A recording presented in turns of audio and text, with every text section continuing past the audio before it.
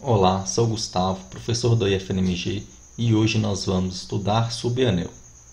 Os objetivos da aula são definir subanéis, enunciar e demonstrar um teste para verificar se um subconjunto não vazio de um anel é um subanel, discutir alguns exemplos de subanéis. Então, definição: um subconjunto não vazio B de um anel A é chamado subanel de A se B for um anel com as operações de A. E, neste caso, escreveremos dessa forma quando B é um subanel do anel A. Por exemplo, qualquer anel A possui pelo menos dois subanéis, o próprio anel A e o conjunto formado pelo zero. Os subanéis de A diferentes dos anteriores são chamados subanéis próprios do anel A. E exemplo B, é claro que Z é subanel de Q, que é subanel de R, que é subanel dos complexos. Proposição 1. Um subconjunto não vazio B de um anel A é um subanel de A se somente se, dados AB em B, tem-se que A menos B pertence a B e A vezes B pertence a B. Então, na prática, nós vamos utilizar essa proposição 1 para verificar se um determinado subconjunto não vazio de um anel A é subanel ou não. E para isso, nós vamos utilizar aqui a volta dessa proposição 1, ou seja, nós vamos verificar se o conjunto B é não vazio e se, dados dois elementos em B, A menos B pertence a B e A vezes B pertence a B. Caso isso aconteça, esse conjunto B será um subanel de A. Então, como é que a gente prova esta proposição 1? Então, como aqui é um se somente se, nós temos que provar a ida e a volta. Para provar a ida, nós temos por hipótese que B é um subconjunto não vazio de um anel A e que B é um subanel de A. Ou seja, B é um anel com as operações de A. E o que nós vamos provar é que, dados dois elementos A e B em B, A menos B e A vezes B são elementos do conjunto B. Então, tome A e B, dois elementos em B. Como B é um anel, então menos B pertence a B, pois nós sabemos que B, com a operação de adição, é um grupo. Logo, como a operação de adição é fechada em B, A mais menos B também pertence a B, mas esse A mais menos B é justamente A menos B. Além disso, A vezes B automaticamente já pertence ao conjunto B, pois B é um anel por hipótese e isso significa que a multiplicação é uma operação binária. Para provar a volta, nós vamos assumir que sempre que tomamos dois elementos A e B em B, A menos B e A vezes B pertence a B. O que a gente vai provar é que B é um anel que está contido em A. Então, inicialmente, nós vamos mostrar que a operação de adição e multiplicação são operações binárias sobre B. Sendo assim, considere A e B elementos em B. Note que, por essa primeira informação, o zero pertence a B, pois como A pertence a B, então A menos A pertence a B, mas A menos A é igual a zero. Ao mesmo tempo, menos B também pertence a B, pois como o zero pertence a B, 0 menos B, que no caso é o menos B, também pertence a B por essa condição. Então, até aqui nós mostramos que o zero pertence a B e que o menos B também pertence a B. Daí, também por essa condição, A menos B pertence a B, pois esse elemento aqui é um elemento de B. Mas nós sabemos que menos o menos B é mais B, ou seja, A mais B pertence a B. Além disso, B também é fechado pela operação de multiplicação por hipótese, na verdade, por essa condição aqui. E como B é um subconjunto de A, os outros itens seguem válidos para B, pois B é um subconjunto de A. Como todos os itens são válidos para os elementos de A, também serão válidos para os elementos de B, pois B está contido em A. Então, como já foi dito, nós vamos utilizar essa proposição 1 para verificar se um determinado subconjunto é ou não subanel. Então, neste exemplo, nós vamos provar que o MZ é um subanel do anel dos inteiros.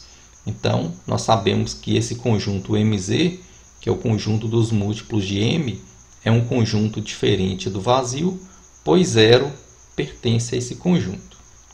Além disso, se eu considero A e B dois elementos nesse conjunto, nós vamos mostrar que A menos B e A vezes B ainda pertencem a esse conjunto. Então, se A e B são elementos em MZ, nós temos que A vai ser um múltiplo de M, ou seja, A vai ser um MK, e a mesma coisa acontece com B. B vai ser um MQ, onde K e Q são números inteiros. Além disso, A menos B pode ser escrito como MK menos MQ. Posso colocar aqui o M em evidência, então essa expressão de A menos B resulta em M vezes um número inteiro, ou seja, A menos B pertence a MZ. Por outro lado, A vezes B é MK vezes MQ. Neste caso, eu posso escrever essa expressão desta forma. Isso significa que A vezes B pode ser escrito como M vezes um número inteiro, ou seja, A vezes B de fato pertence a MZ, e pela proposição 1, esse conjunto MZ é um subanel de Z. Exemplo B. Agora, considere o anel indicado desta forma, que nada mais é do que o conjunto de todas as funções de R em R. O conjunto L, que é o conjunto das funções de R em R, tais que o f de 1 é igual a 0, é um subanel desse anel aqui. Sendo assim, esse conjunto L é diferente do vazio, pois essa função aqui é uma função de R em R e essa função pertence a esse conjunto L, pois o f de 1, nesse caso, vai ser 1 menos 1, que é igual a 0. Por outro lado, nós vamos considerar f e g duas funções em L e mostrar que f menos g pertence a L e f vezes g também pertence a L. Então, para mostrar que f menos g pertence a L, nós temos que mostrar que f menos g aplicado em 1 também é igual a 0. Então, f menos g aplicado em 1, por definição, é f de 1 menos g de 1. Como f e g são elementos em L, o f de 1 vale 0 e o g de 1 também é 0. Então, 0 mais 0 é igual a 0. Isso significa que o f menos g pertence a L. E agora, em relação à multiplicação, f vezes g aplicado em 1, por definição, é o f de 1 vezes g de 1. Como o f de 1 e g de 1 são iguais a 0, então essa conta aqui também resulta em 0. Portanto, pela proposição 1, esse conjunto L é de fato um subanel deste anel aqui. Outro exemplo, o conjunto ZI, que é o conjunto formado pelos números da forma A mais e B, onde A e B são números inteiros, é um subanel do anel dos complexos.